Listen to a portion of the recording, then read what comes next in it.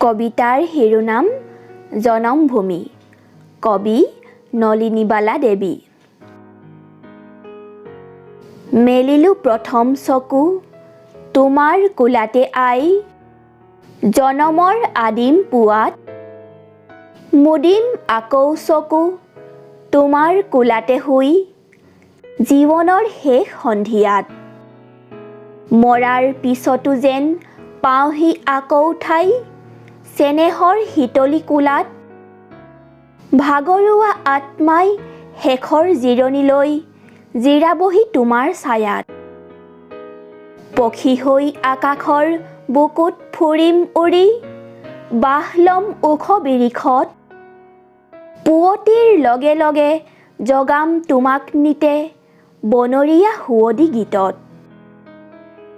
আকাশৰ তৰা হৈ লাগি চাম ৰৈ, সেউজীয়া শুৱনি জেউতি।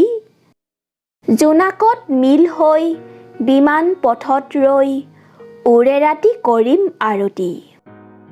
হিমালয় পৰ্বতৰ শুকুলা টিঙত গৈ, ফুলি ৰম মানসী বিলত।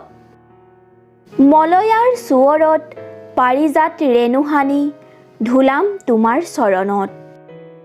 নদী হৈ পখালিম দুখনি চৰণ নিতে, মাটি হৈ মিলিম বুকুত। সোণোৱালী মেঘ হৈ ৰঙা হাঁহি বিৰিঙাম, হেতা পৰা দুখনি ওঠত। তোমাৰেই ধূলি বালি, তোমাৰ আকাশ বায়ু, আই মোৰ সৰগৰ বাস। তুমি মোৰ মৰতৰ পুণ্য মুকুতিৰ ভূমি, তুমি মোৰ তীৰ্থৰ প্ৰভাস। অ' মোৰ চেনেহী দেশ, তোমাৰ দুখীয়া প্ৰজা, ৰচা তাত শান্তিৰ সৰগ।